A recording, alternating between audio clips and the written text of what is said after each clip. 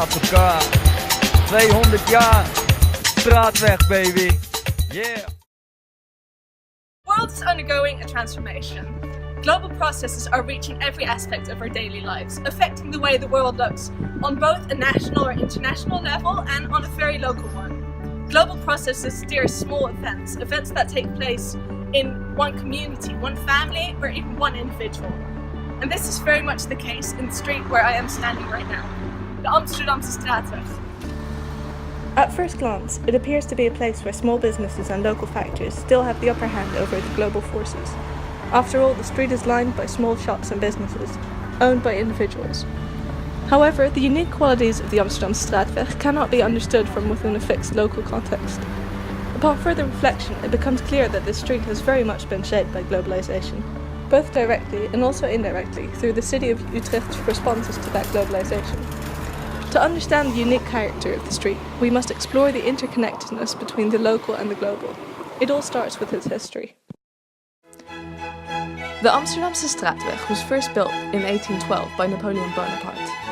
The street was initially built as a connection between Paris and Amsterdam due to Napoleon's quest for greater connectivity and infrastructure, a first sign of the budding interconnectedness of Europe. It retained its function of connecting Utrecht to its broader surroundings for over a century. But its function soon became much more than just connecting. The first residences were built along the street and in its surroundings around 1880, and the street slowly gained a more urban character. Most of these initial residents worked in agriculture. However, with the growing industrialization near the end of the 19th century, many factories were built along the Vecht, and most of the people living there were factory workers. The main factories lining the street, Demka and Werkspoor, were very important not only for providing jobs, but for distributing their products around the world, thereby connecting this area to a greater global network. Things that were produced there include airplane parts, parts of bridges and railways, thereby contributing to global infrastructure and connectivity. While the factories are closed nowadays, their influence is still visible across the world. In the beginning of the 20th century, many of the houses along the Amsterdamsestraatweg were refurbished on a large scale, with shops built into the ground floors. Right before World War I, the Amsterdamsestraatweg was turning into a popular shopping street. Back then, it had a good character. This was in part due to the tram line running through it, which made it very accessible from the rest of Utrecht. After World War II, the world was changing and Utrecht needed to change with it. The increasing globalization and the need for greater connectivity led the city to build Hoog Catharijne, which was intended to draw more attention to Utrecht and to make the city more important in the shifting globalized society. The new focus on the station took away from the importance of the Amsterdamsestraatweg as a connection between Amsterdam and Utrecht. Furthermore, Hoog Catharijne proved to be a competitor to the shops on the Amsterdamsestraatweg, many of which had to close down due to a lack of customers. This situation can be compared to that of the creative destruction in and around Detroit in the 70s, when the build of a new shopping mall undermined downtown Detroit's smaller businesses. We spoke to one man who experienced this. Het verspreid winkelen is helemaal niks meer. Dus het is geconcentreerd. En dan krijg je zo'n... Daar heb ik nou bijvoorbeeld het meest sprekende voorbeeld. Mijn omzet liep terug. Ik was juwelier. Ik had hier dus mijn winkeltje. Prima, niks aan de hand. Toen ging ook de trein op zondag open. Toen viel mijn omzet naar beneden. Dat is dus een onderschat gegeven. Hè. Vergis je daar niet in. Als het daar goed, dan gaat het hier minder goed. Mensen hebben maar 1 keer het geld. Die kunnen niet 2 keer het geld uitgeven. Later, in the late 50s and 60s, migration caused a lot of foreigners to move to the neighborhood, and many of them moved into the small, affordable houses surrounding the Amsterdamsestraatweg.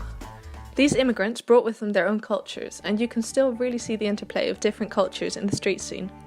Shops with a highly international character neighbour shops that seem prototypically Dutch, such as this Dutch snack bar. This supports Doreen Massey's notion of places as hybrid, as their identities are being constructed from multiple diverse global sources. But crisis came when several large factories, like Werkspoor and Demka, closed down. This was part of a movement of large-scale outsourcing the work to different countries, and left masses of residents unemployed. Residents had less money to spend, and many more shops closed down, leaving a lot of buildings along the Amsterdamsestraatweg vacant. Well-off residents left the neighbourhood, leaving a large concentration of low-income families and migrants, with tensions between different groups affecting the cohesion of the neighbourhood. We can see that the identity of the Amsterdamsestraatweg was gradually changing during this period.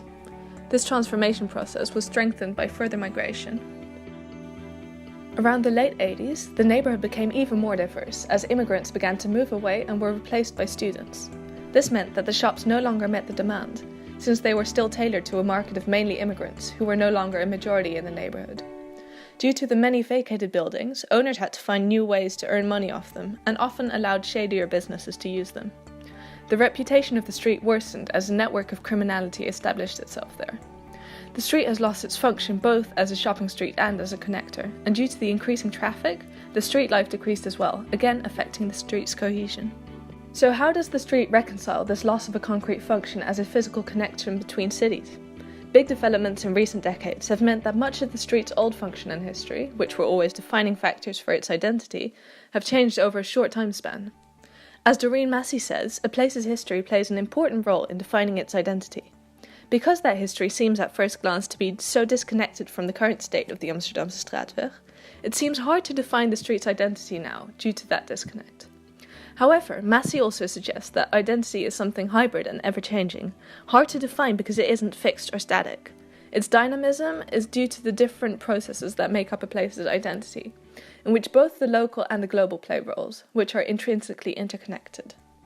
For example, take the shops lining the Amsterdamsestraatweg. Many of them carry elements of different cultures, brought to the street by the immigrants that own the shops. The identity of these shops is shaped by the shopkeepers' international backgrounds, but also by the Dutch context that they're rooted in.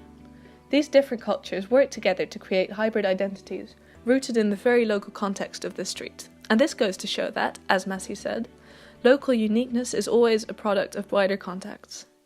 I used to drink this tea back in Thailand during my high school years. It's so nostalgic. It's so weird, like I can't get any products from all the other countries here, you know. The festival and concert posters plastered underneath the bridge form another good example of how the global is connected to the local. These posters are directed at the local people and promote national and international artists, such as Jack White, Ben Howard and Lil Kleine. This demonstrates how the local is connected and actively participates within the national and global music industry by going to these events. Nowadays, the municipality is trying to improve the reputation of the street by making an attempt at gentrification of the neighbourhood. However, this may actually lead to an increased homogenization and more influence of globalization as the street gains importance on a larger scale, and many standard businesses replace the small, locally owned businesses that were previously located there. Cafes such as Gijs and the Bagels and Beans, which are both part of larger chains, are being established along the street more and more often. While currently, shops with a unique and international character are still in the majority, the arrival of these kinds of establishments points towards a larger process of homogenization, as the influences of globalization and gentrification become explicitly visible in the street's image. This, however, will probably be detrimental to the lower income residents, who will be displaced from the neighbourhood. They will probably not experience the positive influence that this globalization could have on the reputation and standing of the street. This effect, which has been described by geographers such as Brian Doucette, is a real danger that comes with gentrification, and the question remains how the city will deal with this side effect of their policy. The Amsterdamsestraatweg has, throughout its long history, been the centre of many processes, both local and global, converging. With attempts to change the current image of the street being made, it is hard to say how it will look in a few years. However, it is evident that this interconnectedness between different cultures, which has been the basis of the street's identity for decades, will always remain an important part of the street. And so I'll start with blah.